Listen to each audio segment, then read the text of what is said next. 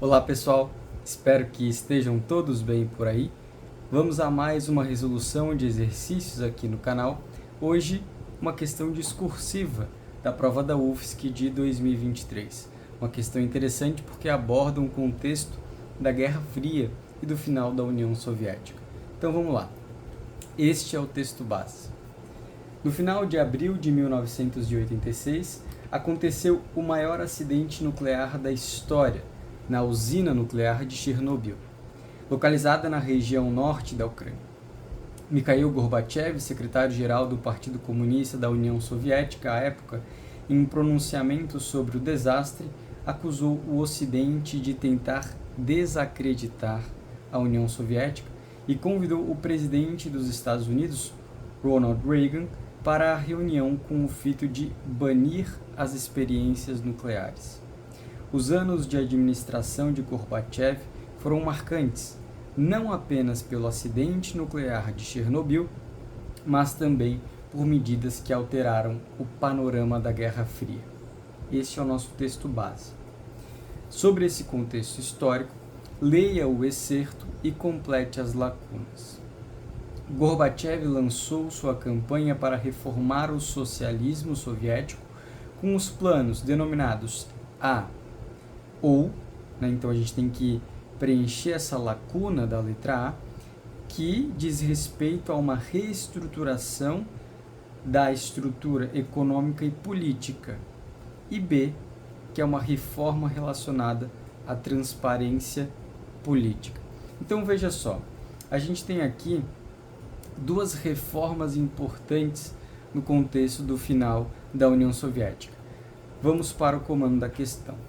Nomeie e explique o item A do excerto. Então, o item A, que tem relação com uma reestruturação econômica e política. A essa reestruturação, nós damos o nome de perestroika.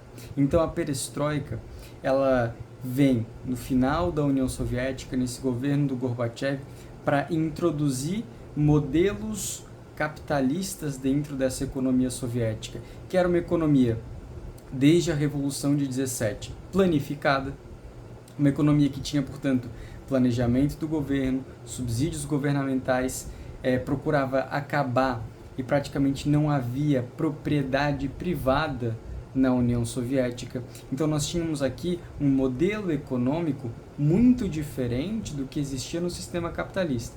O que significa a perestroika? Significa uma liberalização da economia soviética, uma maior flexibilidade, uma abertura dessa economia, já no final da década de 80 e início da década de 90, para elementos capitalistas.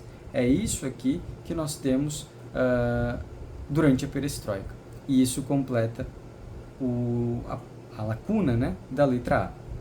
Na letra B, nomeie e explique o item B, que vai ter relação ali com uma reforma no âmbito mais político. Nesse contexto, nós chamamos de glasnost. A glasnost, ela tinha aqui um elemento de reforma do sistema político em um sentido de maior transparência, em um sentido de tentativa de eliminação do modelo de partido único, por exemplo, de estabelecer o fim da censura, do controle governamental sobre meios de comunicação e veiculação dessas informações.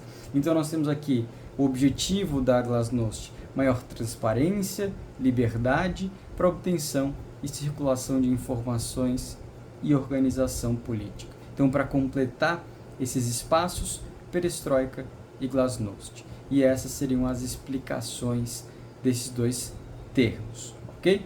Também temos aqui a letra C. Cite 2 países da região báltica que se tornaram independentes com a fragmentação da União Soviética. A gente está falando aqui nesse período final, é uma questão interessante. A União Soviética era gigantesca, a União das Repúblicas Socialistas Soviéticas. Então a gente vai ter aqui sim uma adesão muito ampla de países que, com esse declínio no período final da União Soviética, esses países se tornarão independentes. A questão está nos direcionando para a região báltica, e na região báltica nós temos Estônia, Letônia e Lituânia. A região báltica é essa aqui que aparece esse círculo vermelho, né? Então perceba também a grandeza da União Soviética, certo? Que abarcava todos esses países que hoje são independentes, mas a questão nos direciona aqui para a região báltica. A gente poderia citar apenas dois, Estônia e Letônia, por exemplo. São países que faziam parte da União Soviética, mas que com a fragmentação acabam alcançando, né, esse espaço de liberdade. E por último, qual é o nome do sistema de defesa militar coletiva dos países socialistas durante a Guerra Fria? Para essa pergunta, nós podemos aqui nos remeter à OTAN, a Organização do Tratado Atlântico Norte, criada logo após o fim da Segunda Guerra Mundial, em 1948. Ele é uma aliança militar do bloco ocidental, dos países que se alinham aos Estados Unidos na Guerra Fria e estão alinhados ao modelo capitalista. Em resposta, os países socialistas liderados pela União Soviética vão criar, em 1955, também a sua aliança militar, a sua aliança de defesa coletiva, e esta aliança é chamada de Pacto de Varsóvia. E com essa resposta você poderia, né, simplesmente escrevendo Pacto de Varsóvia, você responderia essa letra D. Então na Guerra Fria a gente vai ter essa tensão entre essas duas potências, né? Estados Unidos e União Soviética. De um lado a OTAN, do outro lado o Pacto de Varsóvia. Para entender essa questão, é importante compreender o contexto atual da guerra entre Rússia e Ucrânia, que também é uma guerra que a gente chama uma guerra de procuração, né? A Ucrânia, apesar de não fazer parte da OTAN, representa os interesses dessa organização e, nesse sentido, leia-se, representa os interesses dos Estados Unidos. Ainda que a Rússia de hoje não seja um país socialista, mas, de alguma forma, é antagônica à hegemonia estadunidense no período contemporâneo. Tá bom, pessoal? Espero que vocês tenham gostado, que esse vídeo ajude nos estudos. Sigo à disposição nos comentários com eventuais dúvidas. É isso. Grande abraço e até mais.